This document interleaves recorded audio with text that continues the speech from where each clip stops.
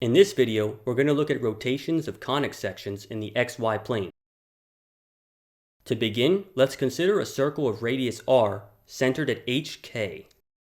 Suppose we rotate the entire circle counterclockwise about the origin by an angle alpha. What's the equation in x and y that the points on the rotated curve satisfy? First, let's review rotations in the xy plane. Instead of using basis vectors 1, 0, and 0, 1 for the plane, a rotation, by definition, means we use basis vectors cosine of alpha, sine of alpha, and negative sine of alpha, cosine of alpha. So if we're given a point uv in the new coordinates, this means walk a distance of u in the cosine of alpha, sine of alpha direction, and then walk a distance of v in the negative sine of alpha, cosine of alpha direction. This means that in standard coordinates, the point can be found by matrix vector multiplication, where we multiply the point in rotated coordinates uv by the so-called rotation matrix seen here.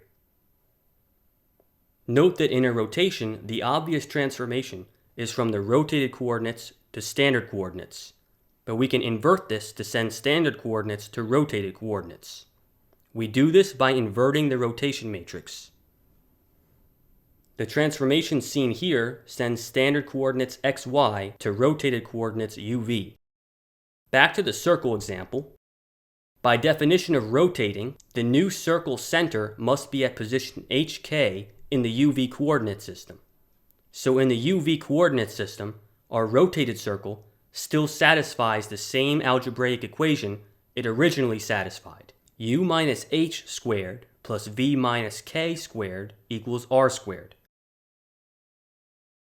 Always remember that the original equation that defined the shape is still satisfied for the rotated shape, except that it's satisfied in the new rotated coordinates. This is just what rotation means. Now to find the equation satisfied by the x and y coordinates of a rotated shape. To do that, we need to use the transformation we just saw on the previous slide to write u and v in terms of x and y, and then substitute them into the rotated coordinate equation that we know is satisfied. If we do this and then simplify it, we get the following.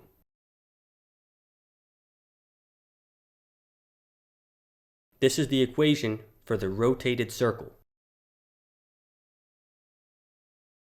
Moving on to other conic sections, all you have to do to find the equation of the rotated conic is substitute x cosine of alpha plus y sine of alpha everywhere you see x, and negative x sine of alpha plus y cosine of alpha everywhere you see y, in whatever equation you have for your conic, whether it's the general form equation or a different form.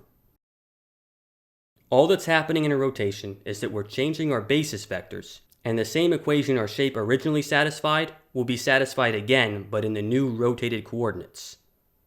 Our matrix vector equation tells us how to get back to xy coordinates from uv coordinates, which combined lets us write the equation that the xy coordinates of the new shape satisfy. Another way to think about rotated conics is that we're asking what set of points in the plane, when unrotated by alpha, satisfy the original conic section's equation. The answer is going to be precisely the set of points in the plane that have been rotated alpha from the original conic section object. That's all for this video. Thanks for watching.